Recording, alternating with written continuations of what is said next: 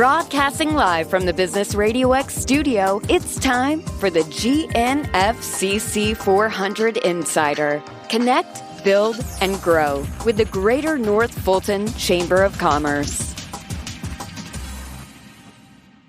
Welcome to the Wellstar Chamber Luncheon Series for January. I'm Alan Najar with Smith & Howard, and it's been my honor to serve as chairman of the board in 2020 for the Greater North Fulton Chamber of Commerce. Thank you all for joining us for today's virtual event. Before we get to today's program, I need to conduct some unfinished chamber business, as this is the first full member meeting for this year. It's my pleasure to officially pass the gavel to your 2021 board chair, Lindsay Petrini, Chief Operating Officer of Wellstar North Fulton Hospital. Lindsay has served your chamber for many years as a board member, chair of the Finance Committee, and a member of the Executive Committee. There is not a better person to lead us in the year ahead. Lindsay, know that you continue to have my full support and also that of Smith & Howard. So thank you for your leadership, and the gavel is now yours. Thank you, Alan. And to just take a minute to really applaud you on your 2020 chair during a very challenging time for so many people. You've led through all of it, supported the chamber, and just thank you for your hard work and leadership and your work with the board and with everyone. So now on to today's program. I'd like to start off by recognizing our sponsors. The first is our luncheon series naming sponsor, which is Wellstar North Fulton Hospital. So I would like to pass the mic over to an extremely important person, John Ball Kroom, who's the president of North Fulton, but even more importantly, my boss, to make those opening remarks. Thank you very much, Lindsay, and don't let Lindsay fool you. She's everybody's boss. So, I'm just happy to be here. As an announcement, wouldn't be complete without talking about COVID-19. I did want to make a couple comments about that. Overall, I want to speak for the healthcare community, and we certainly and very much appreciate all of our community supporting your hospitals and healthcare providers during this time. It's been a long time. We're almost a year in. One of the questions is, how are the hospitals doing? And I can say with our hospital and hospitals across Atlanta, we continue to be very, very busy. In relative standpoints, speaking about our COVID-19 surge, the surge that we have experienced since the beginning of the new year is double that we saw in July. So it's real. We have a lot of patients. We are working very hard to take care of each and every one of them. But I would not be doing my duty if I didn't ask, our community once again to, please continue to do things that keep yourselves and others safe. Our job is to make sure that we're taking care of patients as they're coming in. We just like to be able to take care of many patients over a long period of time instead of all the patients at the same time. It makes it easier for us. How you can help, I get a lot of questions about that. One thing I would ask is number one, COVID is real, and this is a fact. It does not only affect our elderly Americans. We have people in all age categories that are affected in many different ways. But we also see mortalities among people that are younger, in the 40 to 50 range, the 50 to 60 range, the ages of most of us on this call today. Certainly there are certain comorbidities that play into that, but it affects everybody of every race, every religion, nationality. It doesn't discriminate. I would ask that everybody continue their social distancing and masking. These things are all important as the vaccine continues to roll out. We are seeing more and more of the vaccine. I believe the state and the hospitals right now are vaccinating people 65 and older, and hopefully that begins to roll out to the rest of the state in the very near future. So thank you for that and that support. With WellStar North Fulton Hospital, the last thing I would add is during this, we continue to look at ways that we can serve the community further. During COVID, we were at the same time able to open a multi-million-dollar suite to take care of thrombectomies, which has to do with comprehensive stroke. In layman's terms, for all of us, most of our hospitals in the state administer TPA when a patient comes in with a stroke. This allows physicians called neuroendovascular surgeons to perform thrombectomies, which is actually the removal of the clot. We join the lucky few hospitals here in town, Emory, Grady, and Kennestone, in our ability to do this and serve many more patients in our region and improve the outcomes, not only in their livelihoods, but also saving many lives.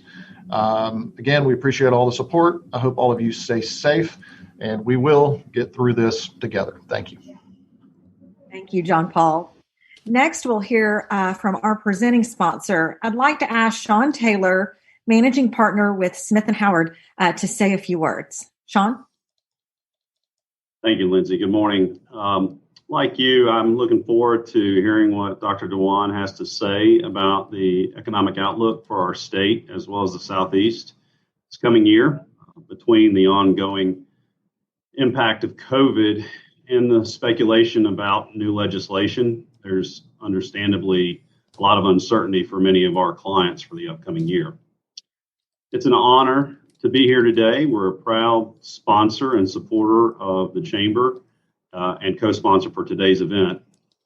The Greater North Fulton Chamber of Commerce plays a vital role in supporting businesses in North Fulton that impact the immediate North Fulton community, as well as communities around Georgia, the country, and around the world.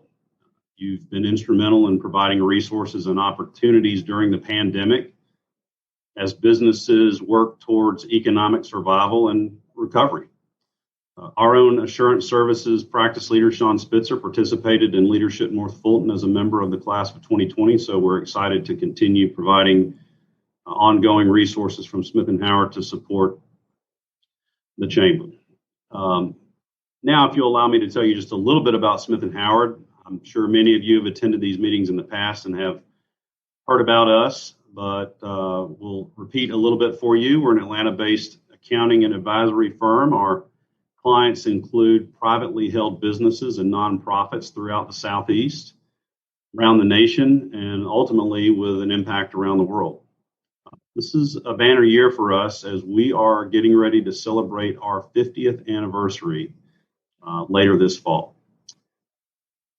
We're proud to be named one of the top firms in the nation by Inside Public Accounting now for the 11th year in a row. This year, Forbes named us one of America's best tax and accounting firms. And this particular accolade is meaningful to us because it's based on unsolicited recommendations from our clients and peers. So in addition to our traditional audit and tax services, we offer sales and use tax compliance and a full complement of advisory services that expand the spectrum from enterprise risk security and management, including high trust certification services, to various forms of process automation. We spent much of the last 10 months focused on the CARES Act, advising our clients on the various components of the Act, including substantial assistance in helping businesses navigate the details of the Paycheck Protection Program forgivable loans. We've issued guidance on PPP literally hour by hour as the legislation unfolded and changed back in the late first quarter and early second quarter of 2020. And now as the second enactment of support for our nation unfolds. So our clients have come to expect timely communications from us that help them make key decisions for their businesses, their leadership, and their owners. We have a sister company, Smith & Howard Wealth Management, that helps families with their financial planning, investment, wealth, retirement, and estate planning needs. The people of Smith and Howard strongly believe in supporting businesses and helping to grow our economy. We're pleased to be a financial supporter of this chamber, which does so much to boost business. It's our way of investing in you and helping create a healthy and collaborative business environment. So once again, thank you all. Lindsay, I'll turn it back over to you so you can introduce today's keynote speakers. Thank you so much, Sean. We appreciate all that Smith and Howard does for our chamber. I'd also like to thank John Ray and North Fulton Business RadioX. He is recording our session today. So as always, thank you, John, for all you do. Now on to our program. It is my pleasure today to introduce our keynote speaker, Dr. Rajeev Dhawan. Dr. Dhawan wears a dual hat as holder of the Zwerner Chair of Economic Forecasting and as Director of Economic Forecasting Center at the Robinson College of Business at Georgia State. As director of one of the country's premier forecasting centers, Dr. Dhawan develops forecasts for the U.S., Southeast regional, and local metro Atlanta economies. These forecasts are regularly published and presented to business executives and the media at the center's popular, well-respected quarterly forecasting conferences. Dr. Dhawan has also served as an advisor to several local and state government agencies and numerous publicly held companies such as Coca-Cola, Georgia Power, Raymond James, and Turner Broadcasting, among others. He currently serves as the chair of the advisory committee for regional growth for the Atlanta Regional Commission and is also a member of the Georgia Governor's Council of Economic Advisors. Dr. Dhawan's academic research analyzes U.S. business cycles with a special emphasis on the role of credit markets on growth and survival of small firms. Dr. Dhawan, thank you so much for being with us today. We're going to change things up for today's presentation, so I'd like to ask our fearless president and CEO, Callie Boatwright, to join us for the fireside chat with Dr. Dhawan. Callie. Thanks, Lindsay. I appreciate it. If we only had a fire to sit beside, but we're going to do it in the Zoom world, which means we can all envision one, and that works out just fine. Dr. Dhawan, thank you for joining us today. Thank you for having me. I finally figured out to unmute myself, and when it comes to the fireside chat, it's 70 degrees going to be outside today. I know, yeah. I mean, my air conditioning is about to kick on. I have to keep all the lights off and everything. So this is a very, very crazy January 26th day, in 2021. It seems fitting in all of this that we would have a 70-degree day in January, along with all of the other stuff that's been going on. So we're just really glad that you're here with us. And I'm going to go ahead and jump in with questions. We want to utilize our time with you. We know you're a very busy man and just appreciate so much you spending this hour with us to answer some of our questions. All right. Well, I guess first and foremost, we know you're at Georgia State University at the Economic Forecasting Center, but to be honest, I don't exactly know what the Forecasting Center does there. What is your scope of work there? What happens at the Georgia State Economic Forecasting Center? Well, in the pre-COVID days, we would be in the office and be looking at the data and everything, and I would produce the forecast for the nation, Georgia and Atlanta. We would hold a quarterly conference. We would release these results in a booklet form with my presentation and handouts and everything. We will have invited speakers. We will have everything, right? And the last time I held that kind of a conference was late February a year ago. And since then, we've been at home. We've been working remotely. So my events have become remote. So my next event, which is on February 25th, is remote, So it's a little bit less, but still the message is there. We're going to produce the forecast officially quarterly for the local economy and everything. But I also fill out every survey in the world, whether it's Wall Street Journal, Bloomberg, Blue Chip, Consensus, UK, Germany, and those are monthly. So I do have to keep an eye on the economy monthly, especially the US economy. It seems to change a little bit more every month. At least in the media's perspective, right? There's always a report coming out. So the difference between us and a Wall Street style forecaster whose job would be to react to every weekly release and write reports and everything. I take a longer term view. I do it quarterly. I release the things quarterly. I watch it. I'm going to do the short term forecast, but I'm also going to look a little bit long term because I don't have a stock desk or a bond desk asking me, what do you make of this indicator? I deal that with the media, but I don't have that pressure. But at the same time, the people are looking for a little bit longer picture. Where do you think it's going? Not just the day-to-day noise. So that's the difference, and we do that. Well, and speaking of long pictures, I'm a little embarrassed, but we realized that it has been 20 years since you've spoken for us at the Greater North Fulton Chamber. It was April of 2001. I know how much we've changed in 20 years as an organization. Maybe you can just give us a little perspective on the changes you've seen in forecasting in the Atlanta area over that 20 years. Oh, I was looking back and I was new in town. I had been barely here 5 months and I was coming from Los Angeles, which is a very different ball of game. When it comes to the chambers of commerces and all that, the word growth was kind of like not in the lexicon over there. It was kind of like if we went a little bit further to Los Angeles, you went to Santa Barbara, they didn't want growth. If you mentioned the word growth, you were kicked out. So I was coming from that mindset and I come over here and I see, well, at that time, I wouldn't want to say, it was a top dog was the Metro Chamber of Commerce and they ruled the roost, and North Fulton, I got invited, I came. And what I heard was like, how do we encourage businesses to come over here? So I was still getting to know the driving patterns of Atlanta, right? I mean, there was no GPS at that time and everything. And looking back 20 years later, let me tell you one thing. You are in the driver's seat now. You are away from the core high-rise buildings. You are away, you're socially distanced. Houses spread out, And in the old days, the problem used to be we don't have the nice restaurants or the artwork or this thing. That's immaterial now. What matters now is that workers are saying, I don't want to go into a 36-story office building and take the elevators with 5,000 people.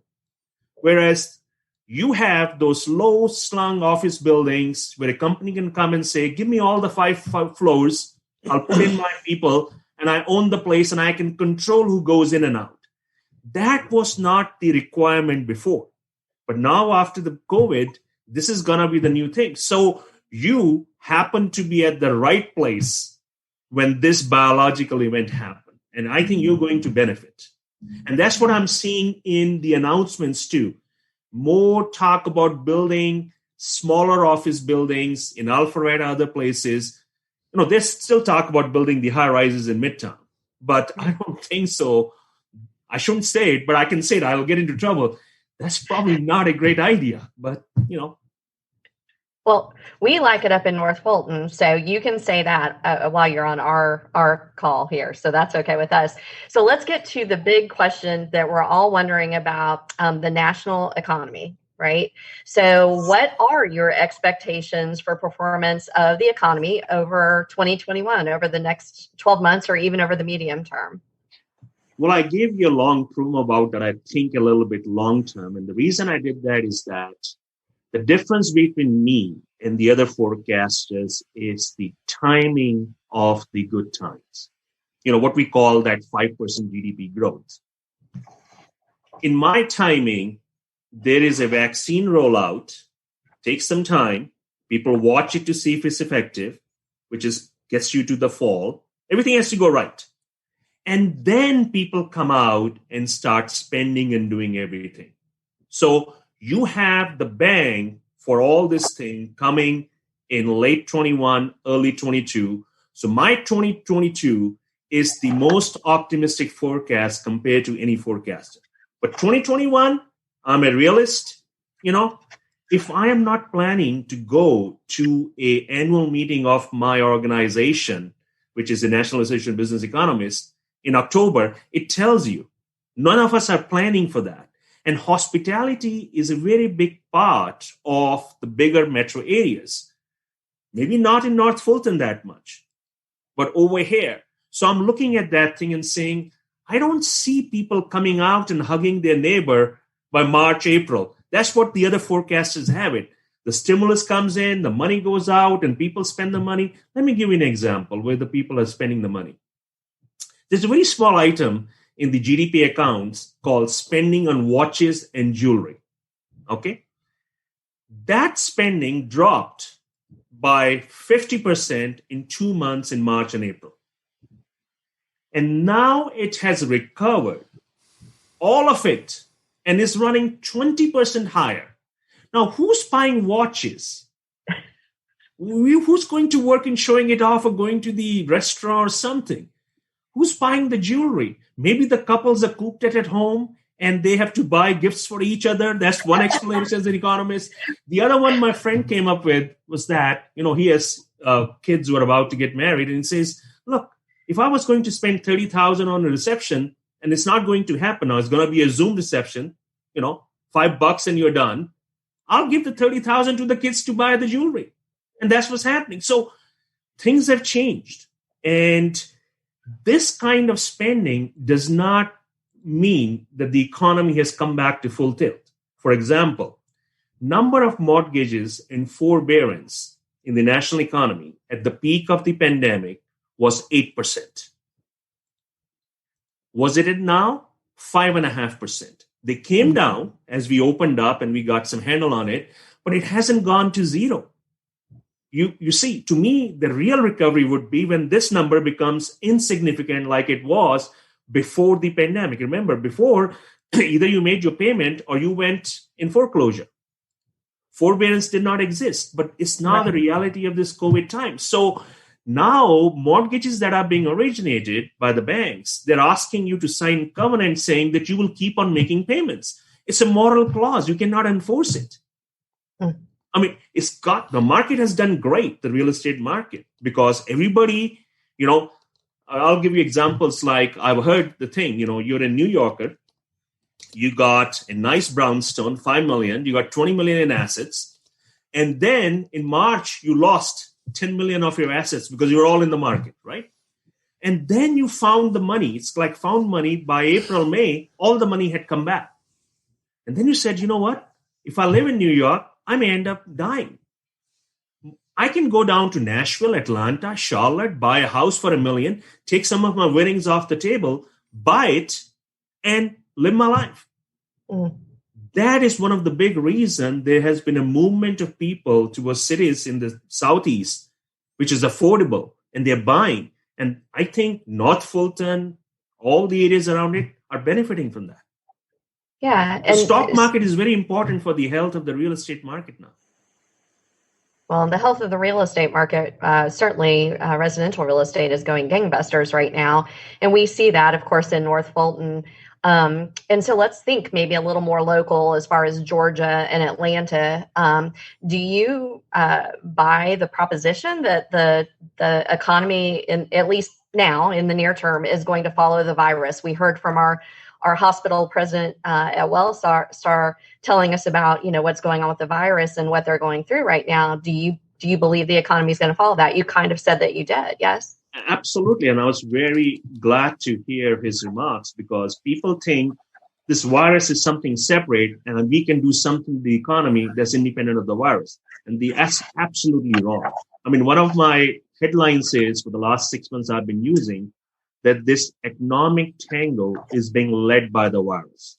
So look at places like California and New York, where there were lockdowns and indoor dining was shut off and every other thing was essentially shut off in January and December, whereas we are still open. So you look at the numbers coming out from there, you look at the numbers over here, it's absolutely being run by the virus, the hospital capacity. And people don't realize the hospital capacity in your county is one indicator. When it gets overflowed, it's the next door county. Do they have the slack or not? On the county after that. And everywhere you look, the hospitalization, the ICU numbers I was looking at yesterday, ICU use is running 80, 90 to 100% depending upon the county. Now, how much of that is COVID? Maybe 35% is COVID, which means that 35% of the beds which have been used for elective surgeries and other stuff and all that, those things are getting postponed. that is where the bread and butter of the health industry is, That's right. And that is what happened last year. In March and April, they shut down everything elective to keep the beds open and the hospitals open for COVID. So healthcare industry is $2.5 trillion spending in the year. That thing dropped by almost $1 trillion in 2 months. It still hasn't fully recovered. And again, the virus will determine how many shoulder surgeries, how many knee surgeries, how many other stuff goes on, which is elective, which can be postponed compared to a heart attack or something. And that is where it makes a difference to the economy. That also determines how much the restaurants will be open, how much the other retail will be open. So it starts to being, and I can give you some international examples. At this point, UK, Germany, Netherlands, and France, and Italy, they're practically in a lockdown. All the essential stuff, is barely, the curfews in the evening too. That's a huge amount of GDP that is off the table. Then what happened is when these places closed down, everybody ran off for Christmas and New Year's from there to Dubai because Dubai was open. But they said, come on over. Their hotel occupancy went from 40% to 99%. 4 seasons, you couldn't get a room. And guess what? Everybody went over there. Now, Dubai has a virus surge and they're beginning to close down. So it's like whacking a mole. You can stop the people at one spot. If they go to another place, they take it with you. So that's why vaccination and following proper protocol will make a difference. You are the first economist I've ever heard compare to whack-a-mole. So that's one of the reasons I do love you and have always enjoyed your forecasts. Let's talk about your concept. You have a triangle concept, right? That helps us kind of understand what's happening in Georgia and Atlanta. The 3 points on the triangle are income, jobs, and then the real estate and construction market, which you talked a little bit about. Can you elaborate on how those all impact each other and how that helps us explain what's happening here?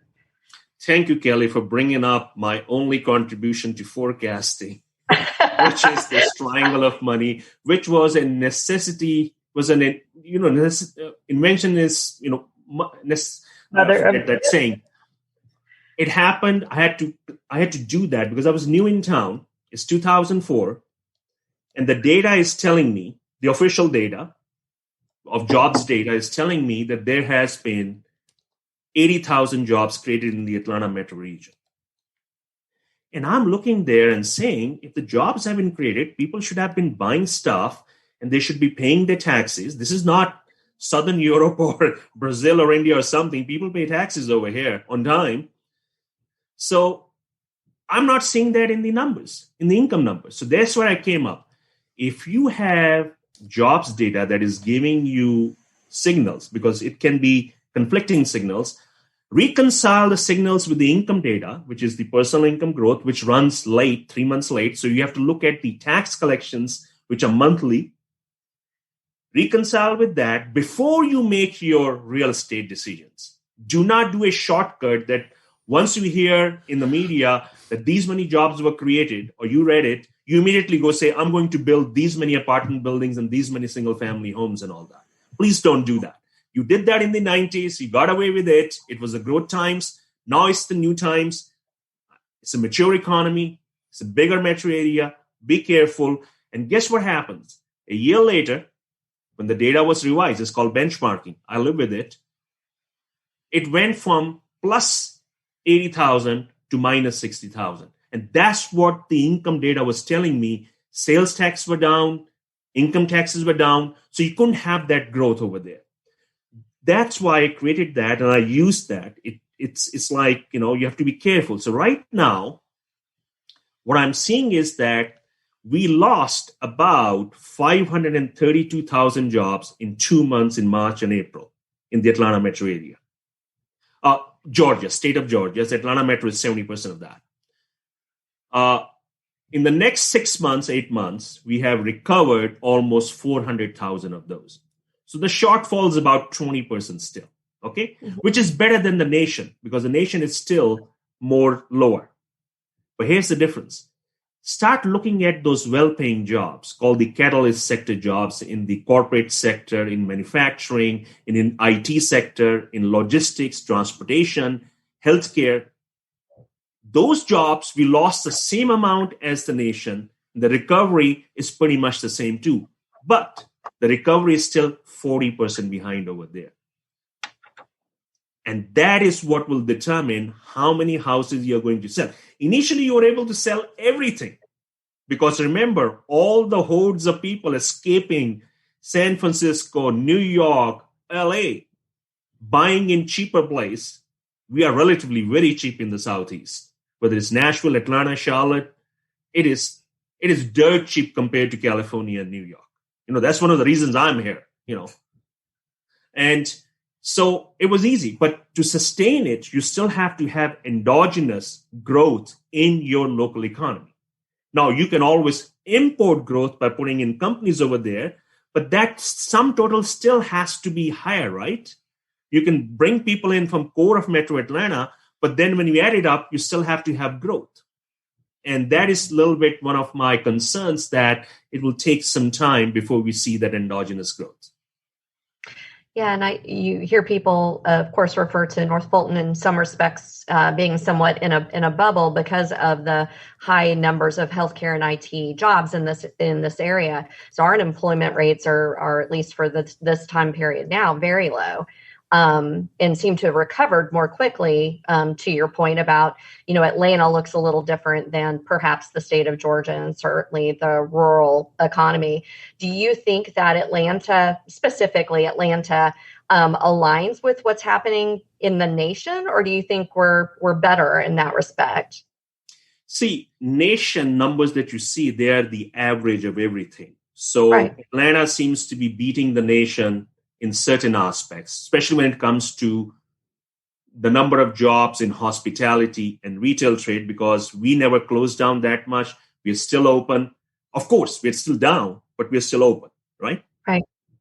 But if you compare them to the two biggest economies, New York and California, which were totally in a kind of like since December, these two industries have been totally pulled back. So their numbers are going to look pretty bad. And that is why when you looked at the December job report, you found there were job losses of 340,000 in hospitality, especially in the restaurants and hotels. But overall, there was still, 200,000 jobs being created in the other sectors, but the net was minus 140. And that's because of California, New York, and those places. Right. It's not the case in Georgia. We had 40,000 jobs created in December, of which 20,000 were in hospitality and retail. We didn't lose jobs, unlike the nation. But remember one thing. What is the average wage in hospitality and retail? Right. It is 15,000 or so. Maybe it's 25. What is the average wage of the healthcare and IT worker that lives in North Fulton? 100 plus? They're the ones who are going to be buying that $500,000 home. Right. Right? Sure. Yeah, so it looks different. That's what matters. Where is this growth and what they will buy? And here's one thing. There was always a talk about the millennials want to live always in town, in Midtown, Buckhead, and all that because of the nightlife, the restaurants, and everything. Guess what? Nightlife may still be there. It can be created anywhere. Restaurants, millennials don't like to go out and do a business dinner. That's us old fogies, the old style, okay? They like to order from a ghost kitchen, get the best food, delivered to their apartment while they're playing their game after work, because lunch is given at work. So they can still come and live in North Fulton because, so you used to say in the old days, we don't have the restaurants and the nightlife. They don't need it.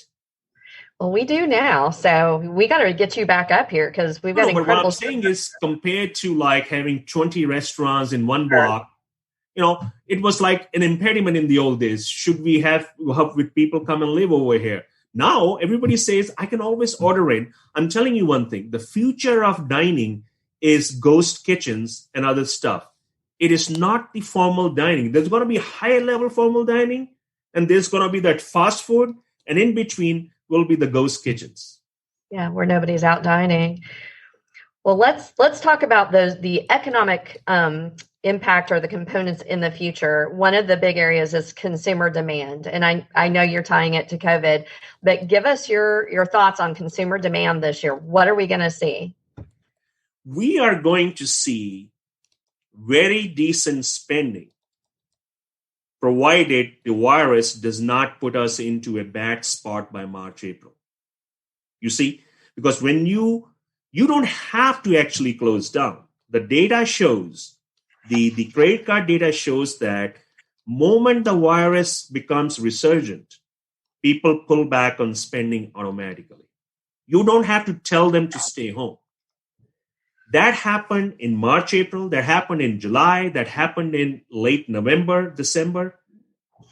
So that is why my forecast that people will keep on spending is as an asterisk, because I'm not an epidemiologist, and even the epidemiologists don't know what's going to happen in March, April. You can think very positive, but I don't want you to become too rosy. Be a realist. There is a more than credible chance things can go wrong. And at that point, the industry that suffers the most is the healthcare. Watches and jewelry fall by 50%, fine. There's only $100 billion in spending. But healthcare is a $2.5 trillion economy. 25% of the total consumption. When that drops by 30%, it makes a big difference to the growth numbers. So, and healthcare, of course, has already been hard hit. So hearing that isn't pretty for any of us. How about for employment? Which industries or which areas of the market, which sectors have been the hardest hit? Well, it's very obvious that the retail sector and the hospitality sector, restaurants and hotels, they have suffered the most. Okay. Followed by, the suffering was everywhere, but the recovery was the fastest in manufacturing, which is, it could be more socially isolated at working. The white collar jobs survived quite a bit because you could work from home thanks to this technology. I mean, this thing, Zoom, WebEx and all that, they all existed 20 years ago. I have used them, but it required a specialized room with a T1 line that would cost $10,000 a month to do the projection and the video. Now we can do it from home because it's only $40 to get your internet at 1 gigabyte. So these things were not possible 20 years ago. They're possible now. We have found it out. Does it lead to growth? No, it's just maintenance. Because I can give you an example. I don't want to name the company in town, but in their technical department, they hired programmers. They have kept them. They're all working from home, but there have been layoffs in the same technology division. They kept the management, but they got rid of the middle managers who used to keep an eye on the team because they found out the team is working from home. Okay, so I don't need the middle managers. So the growth areas depend upon where you are. This is just like the 90s when it started with the banking sector where the middle management was gone, and then it went to the other corporate side. This is another new round. People are finding out, do I need this many level of management levels to keep an eye on my workforce? And remember, that management level is the one that buys your $800,000 home. Right. And the technology market, of course, is very, very strong up here. Talk a little bit about Georgia tax collections, the state of Georgia, obviously.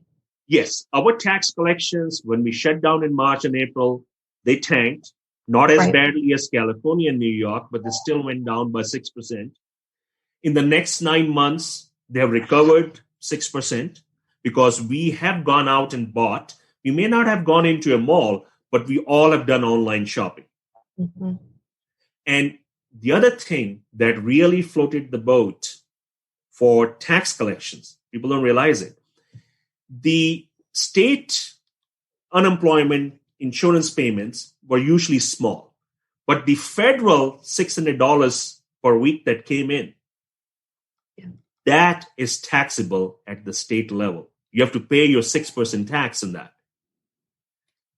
You look at the collections of the income tax collections. You would say, Rajeev, the data shows job losses of 500,000 and the tax collections are now up by 6%, is because we collected a lot of money on that unemployment insurance payments. At one point, about 750,000 Georgians were collecting unemployment at $600 per week. You do the math. We have collected close to $1 billion, roughly speaking, on that payments. And that's why this is the first time I've seen that even the income tax data, you have to be careful. You need to know why this category is up. If sales tax is only up 4% and the income tax is up 8%, you know there's a disparity. Interesting. And that disparity was that. So again, triangle of money is great, but you have to know what you're looking at. Right. That makes sense. You've been talking about the housing boom, and of course, we're seeing it up here. Houses are going for highest and best offers. It's great, right? For to some extent, and seeing the money that is out there and being spent. Do you think that it will last? And do you pass this crisis? And do you believe that it is impacting the stock market, the health of the stock market? Well, nothing lasts forever. So, the issue is, this was not what you call a standard garden variety recession where the interest rates are rising, inflation is going up, and then something happens and the economy goes into a recession. This was a biological event that made us put the brakes right on the spot. And then when we put the foot off the brake, it opened up. And it was a miracle that it opened up, because if you were looking at this thing in late April, it didn't look like the spiral would end. But all the federal spending that happened and all the programs, you may have your beefs with the programs, but I'm just telling you, they did put a stop to that endless spiral. Now, remember, I told you, people bought homes in Boston area, in New York and other places. They bought it because they wanted to get out of the city. That's called a demand shock, a positive one. It moves the demand curve to the right. Supply is always fixed in the short run, so the prices go up. You can see that in the home price appreciation. Now the next round is, how much are you building in response to it? Nationally, the home builders are building at the rate of 1.7 million housing units annually, which just a year ago, they had trouble building 1 million. So it's gone up. In the permit data that I'm seeing for the local economy, there has been an uptick, but not as much as the national economy, because again, it's about the price of the lot and builders are being cautious. And also somebody has to finance them. And we have just come off the bad 2008-9, and remember the overbuilding. So the scars are still there. So it will take some time. And also they're trying to figure out, is this movement permanent or temporary? Today it looks like people want to live over here, but then what happens 2 years down the road? Again, it will go down to endogeneity of the job growth. You will have to develop it within the area. This shock maybe lasts this year too, and then it's over, right? It's not like every year people will keep on moving out. Those who could have already moved. The second thing is on the interest rates. They are historically low. If anybody thinks that the 3% mortgage rate will go down to 2%, is basically asking for an economic disaster. Only then it would happen. Okay? So let's go forward this year. Last year, there was a big fiscal program. The government spent $3 trillion. Where did they get the money? Think of it. We were not spending out, so we saved the money. The stimulus checks that came to the other people saved that too. Corporations were not spending the money. They were not investing in their firms. They were doing maintenance. So $1.5 trillion there and $1 trillion over there, we funded it, right? But this year, the corporations are beginning to open up. There's no more, we're not increasing our savings. We're beginning to open up. And the rest of the world, whether it's Germans used to run a budget surplus. They're going to run a budget deficit of 10% of their GDP. Mm-hmm. So the money that used to come from Norway, Germany, Singapore, other places, they're going to their own countries. And if we are going to do, again, few more trillions, then demand and supply, price has to go up, which means the interest rate goes up. That's why in my forecast this year, even though the Federal Reserve will not raise rates for the next 3-4 years, will not even think about doing it, the long-term rate will rise because it's a global market now. And that's why the mortgage rates can easily be 50, 70 basis points higher by the end of this year. We don't want them to happen in 1 month. Slowly, people adjust to it. But there are some people who are betting upon, oh, it's 3% today. Last year was 4. The year before was 5. It's going to be 2 this year. Let's build it. Don't do it. Watch it. See it. And it's simple. How much money you want and how many people are willing to lend it to you. Right. And you talked a little bit about the Fed. You're worried about the inflation, consumer price inflation? Okay. Here's the thing. What creates inflation? If you went to your garden variety econ class, which I have taught too, the thing over there is this true thing is that too much money chasing too few goods, which is correct. The second thing is, what do you mean by too much money? Oh, the money supply growth is so high, it's going to cause inflation. That is not true, because money supply being high means the lending has to be high, and lending is not high. So the Federal Reserve creates the money to buy the bonds. It goes into the reserve account of the banks, and they earn an interest on it. They don't make the loans. You don't have the inflation. That's why there has been no inflation for the last 10 years. The excess reserves accounts are full. And this time, too, when we did that spending, the excess reserve account went from $1.5 trillion to $3 trillion in a matter of weeks, because that's where we saved the money.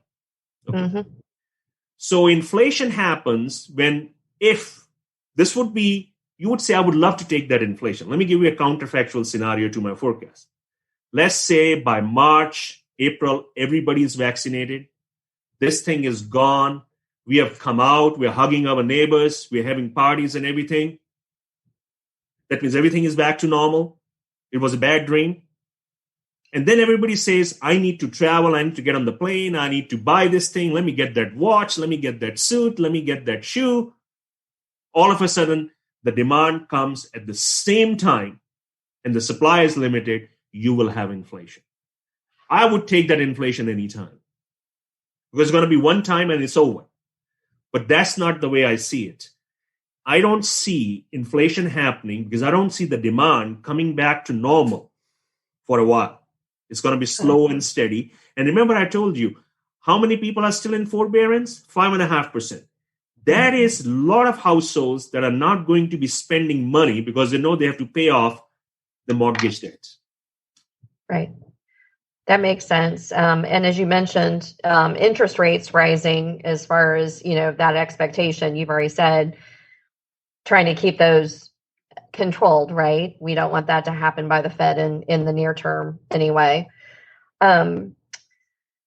We mentioned houses, right? The real estate market for housing. What about the office sector? Because those two, in some cases, do tie, right? Executives who are making decisions about where to locate, or in this particular situation, where to move, they're going to keep it near potentially their homes. Do you think there's going to be, and we're already seeing some change to the office sector versus, and I know industrial has just gone crazy, manufacturing is up. So maybe speak to those 2 points on the business side. Yeah, that's pre-pandemic. You would build a high-rise in the center of the town, and your workforce, depending upon the age group, would be located where they wanted to live. So you put up a big high-rise in Midtown, your millennials are living around it, and then your managers and the older workforce is living in Alpharetta, North Fulton, and commuting, and also from the middle of the town. That was the old traditional model. The new model now is that these companies are saying, let me open a satellite office in a place like North Fulton. My workforce is already moved from here. We've told them to move, and we're not going to work anyway. So let's go over there. So all of a sudden, where you put your office building and where you live is going to get more interconnected, because once you have to go to the office, you don't want to be driving too much. You want to just go quickly. You're going there a few days a week. Some people will drive long distance, but in these kind of cases where we can do both the building and living in the same spot, places like out of the metro areas are very well positioned.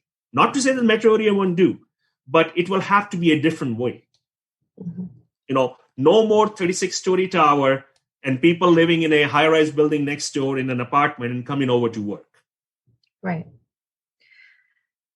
And I don't know, the manufacturing that's blown up have really been more in the suburban, obviously, to rural areas, correct? Right. But there's another part of the warehousing and industrial, which is connected to the ports. All the stuff that we buy from Amazon, Target, Walmart, Costco, I've named all your brands. Okay, so nobody can accuse me of not. If I missed anybody, you're buying it from there. Where is all this stuff made? Yeah. 90% plus is made abroad. The other 10%, if it's made in the US, still has to be shipped from one port to the other. So it comes on the ships. They get unloaded in Savannah, which has now become a huge port. When I came to Georgia 20 years ago, it was probably number 10. It's probably number 2 now. Los Angeles, Long Beach is always number 1 and 2, and then comes Savannah now. So all that stuff that gets off the ships has to be put into some place. And you have the demand for warehouses over there. Then you have the inland ports where there's another round of loading and unloading on the trucks. So we have 2 inland ports. One is, I think, near Macon. One is getting built up in North Georgia. That's the way it goes. So that's where the warehousing follows. And it's not going to build stuff in the middle of the town. Now, again, people are buying the stuff, but they need the distribution space. So all these malls and other places, they're going to get repurposed as distribution centers. Yeah. It's a matter of time. Purchasing online. Dr. Dhawan, I'm going to call this the speed round because I've gotten a few questions in the chat box. And so I want to be able to ask you a few of those. I know that we could go on for hours, but we've told these people they can get off in an hour. So I've got a couple of minutes here. We've got a question about your view on the economic outlook for the local insurance and financial services market. Very specific. That's a very specific question. Insurance and what was the other one? Financial services. Well, the boat of the financial services is tied to how the stock market does. Yeah. And it's done fabulous in the last year. They have hired people. It can be done remotely. And there's been talks about the market could be overvalued. I'm no expert on this thing, but that's your risk over there. On the insurance side, their assets are with the stock market, but their sales are to the real people. Buy my insurance. And as the economy recovers, the insurance demand will come back up. So again, their boat gets tied to the interest rate, stock market, and the recovery in the economy. Well, are they as vulnerable as the hospitality people in the restaurants? No. Right. But that's their risk. I have a question here about the numbers of working mothers who have dropped out of the workforce to take care of children during this time at an unequal rate, if you will, and how that may affect the economy. I saw that when I was going to say let's tackle that, because I'm telling you, I can see the stress on women's faces in my staff, neighborhood, and all that. Those who have more than one kid, it is absolutely tough for them. They have been the real heroes in this one, apart from our front care workers and everything, holding the home front. And some of them have decided to drop out because they just can't handle everything, which means the productivity of the economy takes a hit. Right. It may free up some jobs and other people can get it, the new entrants. But these people are skilled. They have done work, which means they're a higher level of productivity. And when they go out of the workforce, you replace it with a new worker, it can't be the same productivity. So actually it takes a hit. And we are still dealing with it. That is why looking at the unemployment rate and other stuff, unemployment rate is the worst indicator about the health of the economy because it does not capture all this other stuff. Plus, there's some other issues. I like to look at how many jobs have come back, what type of jobs, their quality, paying power. And I also like to look at what's going to happen with those financial stress indicators, like how many people are in forbearance, foreclosures, bankruptcies. That, to me, will give me a better picture of the economy. So, yes, that is going to be a problem. And if this pandemic goes on in this way, another 6 to 8 months, there will be more dropouts from the labor force, for sure. You mentioned productivity, and this is the last question, unfortunately, because I still have them coming in on Q&A.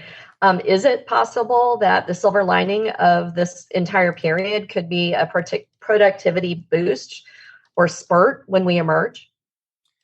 It's possible, and it will take some time, and it will come through the healthcare field because, for example, bariatric surgeries for obesity, before the COVID, they were running at a certain level. There was a seasonality over there. Then during the COVID, the first few months, they totally dropped by like 95% because they were considered elective. They have come back up, right?